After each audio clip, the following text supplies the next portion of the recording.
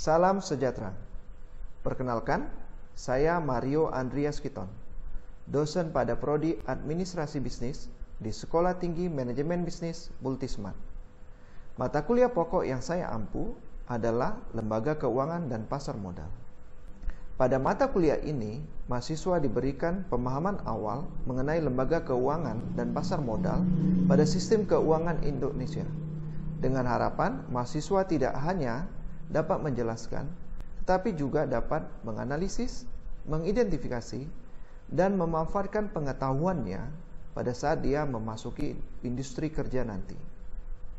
Materi-materi pada mata kuliah ini diantaranya sejarah dan perkembangan lembaga keuangan dan pasar modal di Indonesia, Bank Indonesia dan kebijakannya, penjelasan mengenai lembaga-lembaga keuangan bank dan non-bank, pasar modal, pasar uang, dan lembaga keuangan internasional. Di dalam menyampaikan mata kuliah ini, sistem pembelajaran yang saya gunakan adalah hybrid learning, di mana tidak saja melalui pembelajaran tatap muka, tetapi saya juga memanfaatkan teknologi yang ada. Metode pembelajaran yang saya gunakan pada mata kuliah ini tidak hanya dengan ceramah dan diskusi, tetapi saya juga memberikan studi kasus yang terkini, sehingga mahasiswa mempunyai pengalaman dan kemampuan analisis serta kesiapan pada saat memasuki dunia kerja nanti. Dalam berinteraksi dengan mahasiswa, saya juga menggunakan bahasa-bahasa yang dapat dipahami oleh mahasiswa.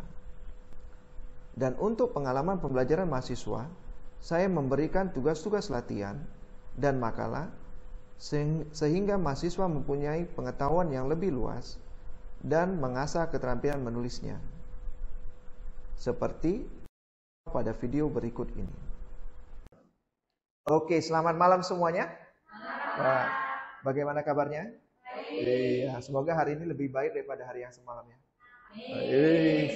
Nah, hari ini kita akan masuk di mata kuliah biasa kita, yaitu Lembaga Keuangan dan Pasar Modal. Di pertemuan keempat hari ini kita akan bicara tentang bank. Ya, tentang bank yang mungkin hal yang biasa kita jumpai di kehidupan kita ya, dan segala urusan kita, nggak ada orang yang nggak terkait dengan bank. Ya, rata-rata semua pasti terkait dengan bank. Nah, kenapa kita akan mempelajari materi ini? Tentu ada tujuannya, supaya pertama agar kita mengerti ya, adik-adik mengerti, dapat menjelaskan dan mengidentifikasi pertama jenis-jenis bank. Apalagi di Indonesia kan begitu banyak bank, di dunia ini sangat banyak sekali bank. Jadi ada jenis-jenis bank yang bisa diidentifikasi dan bisa dijelaskan kepada masyarakat, oh ini bank ini seperti ini. Kemudian adik-adik bisa menjelaskan mengenai prinsip-prinsip perbankan di Indonesia, bagaimana bank itu menjalankan operasional banknya, ya kan? Kemudian adik-adik bisa menjelaskan dan tentang kesehatan bank, ya kan? Bank mana yang cukup sehat, ya kan? Karena zaman sekarang ini kan, ya tiba-tiba bisa ada banyak orang yang tertipu masalah keuangan ini. Misalnya operasi Indosuria kemarin, ya kan, sangat gempar. Kemudian adalah adik-adik dapat menjelaskan dan mengidentifikasi tentang layanan perbankan di Indonesia, ya kan? Terutama terkait dengan mekanismenya, sehingga kalau masyarakat atau mungkin nggak masyarakat umum lah, mungkin orang terdekat kita kan, orang tua, paman, bibi atau siapa yang mungkin dia merasa canggung dengan layanan bank, nah adik-adik bisa menjelaskan. Oke, kita akan masuk materinya. Ini tujuan pembelajaran kita hari ini. Seperti diketahui, bank itu adalah lembaga keuangan ya, lembaga keuangan yang diakui di Indonesia, yang operasionalnya atau menjalankan kegiatannya itu pertama adalah menghimpun dana dari masyarakat dalam bentuk simpanan. Kemudian setelah dia menghimpun, dia menyalurkan lagi dana tersebut kepada masyarakat dalam bentuk kredit. Dan lain dari itu adalah bank itu menyediakan jasa-jasa lalu lintas pembayaran. Ya. Jadi memang bank ini adalah motor, ya, hal utama dalam sistem keuangan. Tidak hanya di Indonesia, tapi juga di dunia, ya kan? Kalau kita sering dengar, kalau ada satu bank yang kolaps mungkin pilot, ya kan, bangkrut atau bubar, itu pasti mengganggu sistem keuangan di negara tersebut ya. Kalau pernah baca berita tahun 2008, 2008 nih usia berapa nih? Kelas berapa kalau 2008? 5 SD. 2008 itu ada 2008 itu ada kejadian resesi ekonomi. Penyebabnya adalah perbankan. Perbankan yang kolaps di Amerika. Tapi dampaknya sampai ke luar dari Amerika, Eropa, Asia, banyak berdampak. Ya, jadi bank ini sangat penting dalam sistem keuangan ya, perekonomian Indonesia maupun perekonomian di dunia, ya di masing-masing negara. Oke, kita akan bicara tentang jenis-jenisnya pertama ya. Kalau mengenai sejarahnya dan perkembangannya itu kemarin kan kita sudah pelajari di mata kuliah Bank Indonesia, terkait Bank Indonesia. Pertama, secara umum itu kita mengenalnya bank umum atau bank devisa dan bank non devisa. Ya kan, itu banyak kita jumpain. Ya, misalnya contohnya ke BCA, BNI, Mandiri, Danamon, ya itu banyak kita jumpain. Perbedaannya, ya kita mengenalnya bank devisa dan bank non devisa. Perbedaannya itu adalah dari layanannya. Jadi kalau misalnya bank devisa, dia punya layanan untuk transaksi valuta asing. Kalau non devisa, nah devisa itu kan terkait falas valuta asing kan. Kalau non devisa ya dia nggak ada fasilitas ya pelayanan untuk melakukan transaksi valuta asing. Kemudian ada yang kedua bank perkreditan rakyat. Jadi di Indonesia sesuai dengan peraturan Gubernur Bank Indonesia itu hanya ada 2 jenis bank, yaitu bank umum ya, apakah itu devisa atau non devisa, satu lagi bank perkreditan rakyat. Nah, bedanya bank perkreditan rakyat itu skopnya kecil. Hanya ada di satu daerah tertentu. Jadi kalau misalnya kita bilang misalnya contoh namanya BPR Maju Mundur di Medan misalnya ya. Maka dia hanya berada di Medan. Ya kan, dia skopnya kecil ya. Bahkan layanannya juga kecil. Ya, sehingga dia tidak membutuhkan banyak cabang atau banyak pegawai, dia nggak perlu kan. Nah, berdasarkan perkembangan sekarang muncul istilah baru namanya bank syariah. Mungkin sering dengar kan dalam 5-6 tahun ini ya, sebelum Covid terutama kan, bank syariah. Bahkan Indonesia mendirikan satu bank khusus, Bank Syariah Indonesia. Kemarin itu sebelum Covid itu dia jual sahamnya, wah sempat naik tapi langsung turun lagi, ya kan? Nah di Indonesia dia bank syariah itu bank-bank negara, dia beberapa yang punya layanan syariah dia gabungkan.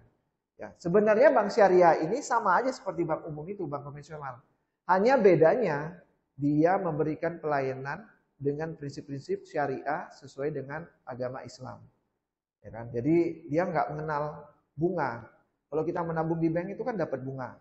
Nah, kalau bank syariah dia nggak mengenal bunga karena prinsip agama Islam itu tidak mengenal riba. Jadi mereka tidak mengutip bunga, ya kan? Tidak, kalau kita pinjam tidak ada bunganya, tapi kalau kita menabung juga tidak ada bunganya. Tapi mereka menggunakan teknik-teknik perhitungan tertentu ya, bank syariah itu. Lalu yang lagi ngetren lagi di masa sekarang, bank digital. Ini lagi menjamur kan di Indonesia, banyak. Ada Bank Jago, Alobank, Neobank, Cbank, Blue. Ya, masing-masing bank konvensional itu dia buka layanan digital. Jadi ini bank digital ini sebenarnya sama aja. Sama aja seperti bank konvensional, ya kan? Hanya bedanya dia basisnya digital. Kamu mau buka rekening juga pakai aplikasi handphone, ya kan? Nggak perlu capek-capek datang ke banknya, ya kan? Perlu tarik uang, tinggal datang ke ATM bisa tarik. Mau setor, datang ATM. Misalnya saya punya Blue itu kan di bawah BCA, ya kan? Blue Digital itu di bawah grup BCA. Jadi BCA beli satu bank, saya lupa nama bank apa, terus dia lupa jadi bank digital Blue. Nah jadi kalau saya mau tarik uang ya udah tinggal ada di aplikasi itu tarik uang, tapi pergi ke ATM BCA terdekat. Ambil di BCA. Mau setor uang sama juga ke ATM, kan di ATM BCA sekarang ada ATM yang bisa setor, ya kan? Bisa juga tarik. Jadi kalau mau setor ya kita datang ke ATM BCA terdekat yang setor, masukkan datanya, tinggal masukkan uangnya. Atau melalui transfer, ya kan? Nah, Banyak yang pakai bank digital, kenapa? Karena promosinya mantep kan, transfer kemana saja 0 rupiah. Saya sampai hari ini bank digital saya Blue itu transfer kemana aja masih 0 rupiah. Mau ke bank mana saja di Indonesia. Jadi ya saya rasa itu apa ya, promosi yang bagus kan, promosi yang bagus dari bank tersebut, sehingga ya pasti ke depan akan banyak yang menggunakan. Dan orang kan makin apa ya, ingin hidup simple, gampang kan, gampang untuk bertransaksi di mana aja. Ya kamu mau bayar apa saja sekarang udah pakai QRIS. Ya Indonesia sedang maju menuju itu cashless, nggak perlu bawa uang kemana-mana, cukup ada bank digital atau fintech financial technology kan, misalnya kayak OVO, kemudian GoPay, Dana, ya kan yang mirip-mirip gitu, Flip, Link, yang mirip-mirip gitu. Jadi lebih kurang ini. Oke, selanjutnya adalah prinsip bank. Jadi bank itu punya prinsip dalam menjalankan operasionalnya. Ya, ada asas yang ditetapkan ya sama pemerintah. Pertama itu adalah prinsip kepercayaan. Fiduciary principle. Ya, kepercayaan artinya maksudnya gini. Bank itu kan bisnisnya industri jasa. Ya kan, jasa dia. Semua industri jasa itu membutuhkan basisnya kepercayaan untuk berkembang. Sehingga bank untuk menjaga kepercayaan nasabahnya itu dia dalam operasionalnya harus berhati-hati melakukan transaksi. Ya kan? Nah, ini kemarin berkasus kan, kehati-hatian. Kalian ingat kasus Bank Mega? Bank Mega yang siapa itu? Influencer yang dia simpen 2 miliar ya, depositonya hilang 2 miliar tiba-tiba. Ya kan? Atau kasus kemarin itu apa? BRI atau BNI itu ada sempat kasus, hilang juga tabungannya berapa miliar, berapa ratus juta. Ya kan? Yang terbaru itu kalau salah saya tahun 2020 ya, 2021 atau 2022 gitu. Bank Mega. Ya kan, manajer banknya dia gelap kan, dia pindahkan, makanya hati-hati. Hati-hati juga. Sedang saya pun ya khawatir juga, makanya sering-sering rajin-rajin ditengok. Habis, nah kepercayaan juga termasuk bank itu sebenarnya dia harus menjelaskan detail resiko pada saat kita bertransaksi di bank tersebut. Misalnya kamu simpan uang, dia harus jelaskan sebenarnya, buka rekening kan risikonya. Atau kamu simpan deposito, dia harus jelaskan risikonya. Atau kamu pinjam rekening, pinjam kredit, ya kan? Atau melakukan transaksi transfer misalnya antar negara, ya kan, untuk pembayaran kredit atau apa, mana tahu kan ke depan adik-adik punya bisnis, dia harus jelaskan risiko kehilangan atau apa segala macam, dan itu harus jelaskan. Kita juga harus tanya sebenarnya, apa nih resikonya, berapa lama waktu transfernya, apa segala macam. Tapi ya sekarang zaman teknologi seharusnya setiap kali transfer sepersekian detik kan, begitu klik udah langsung otomatis transfer. Harusnya ya bisa dikontrol sekarang, udah kemajuan. Kemudian prinsip kedua, kehati-hatian, prudensial. Karena bank ini mengelola uang nasabah masyarakat, maka dia dalam setiap kali melakukan operasional banknya, dia harus memperhatikan betul, memperhitungkan dengan baik. Ya kan, bahkan dulu ada apanya, sudah ada testingnya gitu kan, dites, sudah teruji. Setiap keputusan yang diambil itu sudah teruji. Sehingga dana nasabah yang disimpan di bank itu aman. Tapi memang terkait prudensial ini sering kali juga gara-gara prudensial ini bank collapse. Ya kan? Kenapa? Karena kan bank memang dia terima uang kita. Habis itu kan dia mau kembaliin. Tapi kan dia harus kelola uang kita nih. Dia kelola dalam bentuk apa? Misalnya investasi ke pasar modal atau pasar uang atau beli obligasi, ya kan? Atau dia simpankan di pihak ketiga, ya kan? Atau dia kasih pinjam kredit, ya kan? Tapi kalau dia nggak jaga prudennya, hati-hati memberikan kredit, bisa kolaps. Itulah yang terjadi tahun 2008. 2008 itu adalah kolapsnya gara-gara mortgage itu adalah kredit rumah terlampau besar di Amerika. Jadi pada waktu itu bank itu sangat gampang kasih kredit rumah. Tapi ternyata pada masa tertentu Masyarakat nggak punya kemampuan untuk bayar kreditnya. Akhirnya meletuslah, kolaps. Karena nggak bisa bayar kan. Nggak bisa bayar, mau disita rumahnya pun nggak bisa dibeli. Nggak gitu gampang kan mau jual rumah.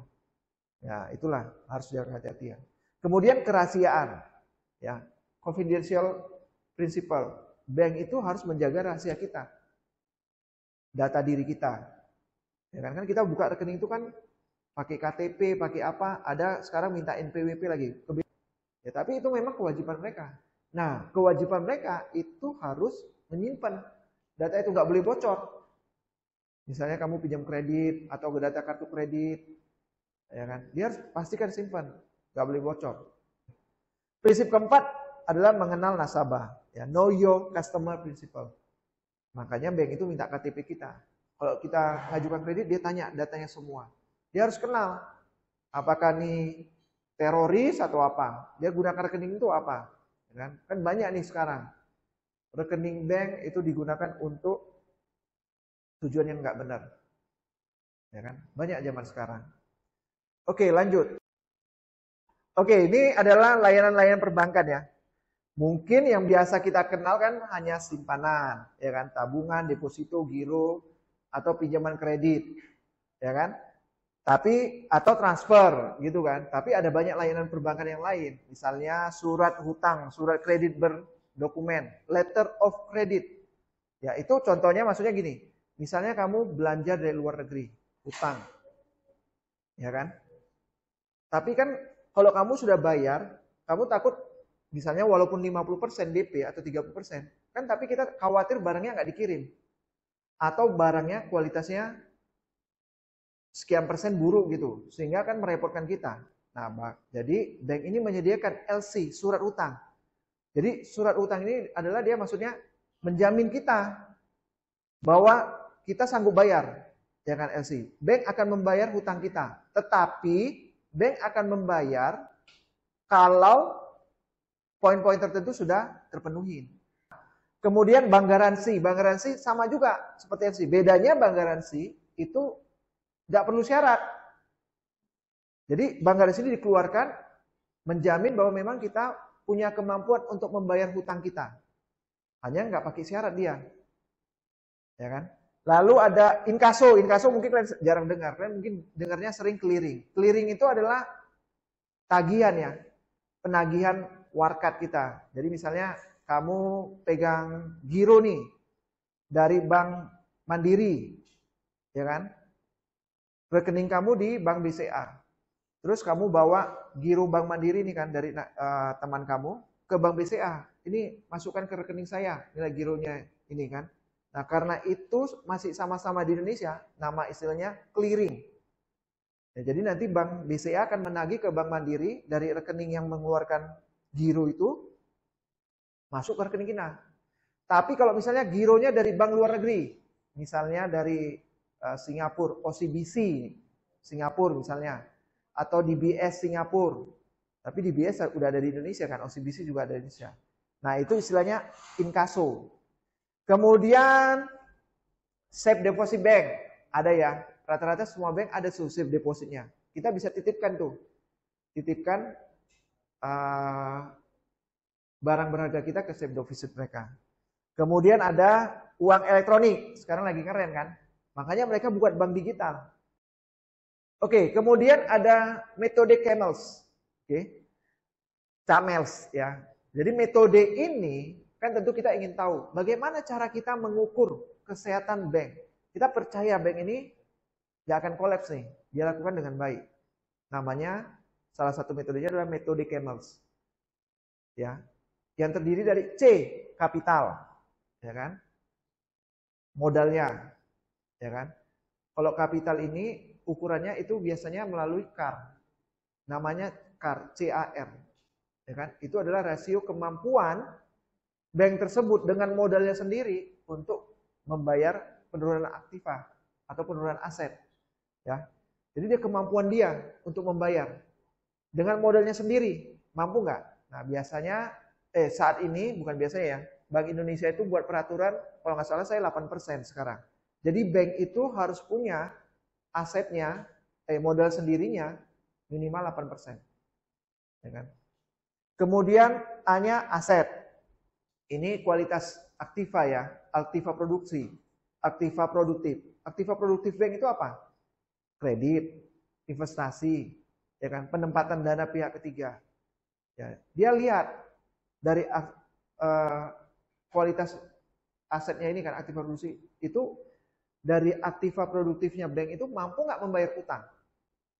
Ya kan, kalau misalnya bank misalnya ada kewajibannya, ya kan, pertama kan kalau kita punya kewajiban bayar dari keuntungan dulu kan, earning, ya kan, yang ini keuntungan. Bisa bayar nggak ke kewajiban kita? Ya kan, gaji lah apa segala macam. Kalau itu nggak bisa bayar, ke asetnya. Aset-aset kita ini lancar nggak? Bisa bayar nggak? Produktif nggak? Kalau nggak, modal sendiri, modal kantong sendiri. Bisa nggak? Nah, kalau nggak bisa berarti bank itu nggak sehat. Kemudian manajemennya. Manajemennya itu diukur itu adalah seberapa apa ya, adaptifnya nggak manajemen itu terhadap tekanan perubahan ekonomi. Ya kan? Bagaimana dia bagus menjalankan operasional bank berdasarkan prinsip-prinsip manajemen umum, manajemen operasional, perbankan ya, pada umumnya. Cukup bagus nggak? Ya ini memang laporan-laporan mereka kepada Bank Indonesia. Tapi kita bisa lihat sih, liquidity adalah kemampuan bank untuk bayar hutang, bayar kewajibannya. Dia selalu punya uang nggak? Bayar gaji lancar nggak? Atau jangan-jangan tertunggak? Terakhir sensitivity market itu adalah bank itu punya kemampuan untuk menyesuaikan diri dengan kondisi pasar. Misalnya kayak sekarang, orang sudah malas datang ke bank, maka bank membuat bank digital, cashless. Nah terkait Camel ini, mungkin kalian pernah lihat, dengar kasus ini kan, dalam 2 minggu terakhir ini ada kasus-kasus yang menarik kita kan. Ya kalau kemarin tahun 2002 kita sering mendengar ramalan, wah ekonomi tahun 2023 gelap. Ya ini mungkin udah mulai muncul, ya, yaitu Silicon Valley Bank. Diawali dengan Silicon Valley Bank. Jadi salah satu bank yang cukup besar, utama di Silicon Valley, yang dia punya nasabahnya itu semua perusahaan-perusahaan apa ya? Apa istilahnya itu? Perusahaan-perusahaan komputer itu di Silicon Valley, startup di Silicon Valley, collapse. 2 hari kemudian, Signature Bank, collapse. Tutup, pilot katanya. Kemudian 1 minggu kemudian, Silvergate Bank, tutup. Signature sama Silvergate itu adalah bank kripto, ya, yang mengelola dana kripto mereka. Berapa hari kemudian, Credit Suisse, sahamnya anjlok 30%, 25-30%, anjlok. Bahkan salah satu pemilik saham terbesar Credit Suisse itu Saudi National Bank ya, SNB, mereka nggak mau kasih dana, sehingga collapse. Yang terakhir ini Bank Senturi, ini udah lama kali, tahun 2008 kasusnya, collapse. Ya kan? Jadi kalau kita perhatikan kenapa bisa bank collapse, apalagi terutama di Indonesia. Itu dari tahun berapa? 97 itu udah banyak bank collapse. BPR lah, bank umum lah collapse. Ya kan? Jadi kalau kita perhatikan memang bank ini adalah ya usaha pada umumnya, industri seperti biasanya. Jadi bisa aja terjadi collapse, kebangkrutan. Kalau mereka tidak menerapkan ini. Ya kan? Dan tidak menerapkan prinsip-prinsip ini dengan baik. Sehingga kolaps. Tapi kan banyak juga bank yang bisa bertahan sampai sekarang. Pertanyaannya adalah, kalau bank itu kolaps, uang kita hangus atau enggak? Nah ini kan pertanyaan yang apa kan? Hangus enggak uang kita? Dulu, waktu kejadian 97 itu, resesi itu, uang kita hangus. Hanya diganti pemerintah sekecil aja. Tapi, sejak tahun 2004, pemerintah sudah keluarkan ini. Indonesia ya, lembaga penjamin simpanan. Ya kan? Pemerintah keluarkan undang-undang bentuk satu lembaga, namanya lembaga penjamin simpanan. Ya kan? Nah, awalnya lembaga penjamin simpanan ini hanya menjamin tabungan kita sebesar 100 juta. Ya kan? Waktu dia berdiri, pemerintah hanya menjamin 100 juta per rekening. Jadi misalnya yang kolaps misalnya 3 bank, terus kamu punya rekening di 3 bank itu. Penerima menjamin 100 juta, 100 juta, 100 juta.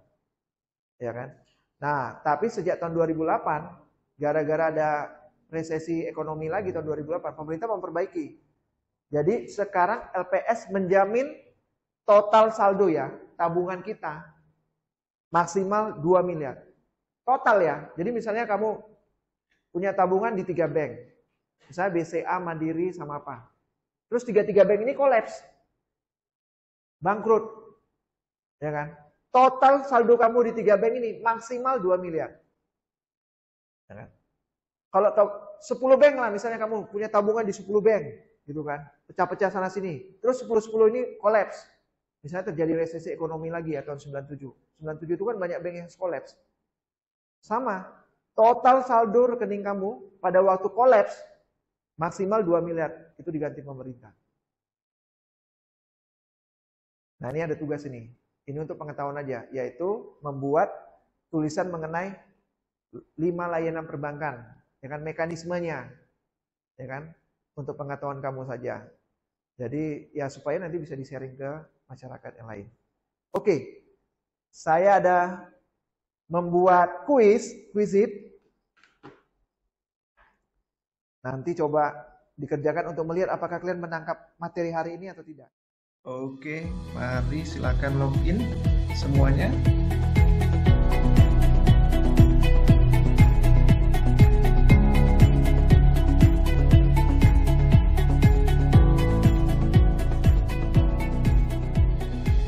Oke, kita mulai ya.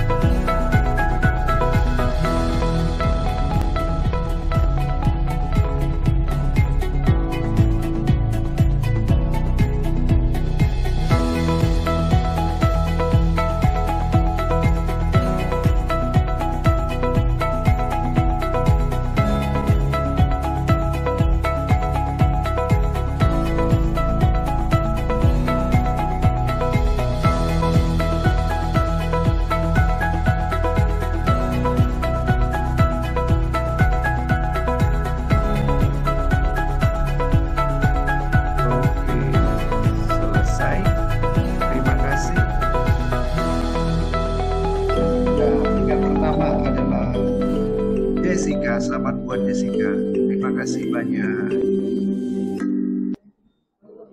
Oke, sepertinya para menjawab semua bagus ya. Ya nih, oke, itu saja. Terima kasih untuk semuanya waktunya dan jangan lupa kerjakan tugasnya ya. Sampai jumpa minggu depan.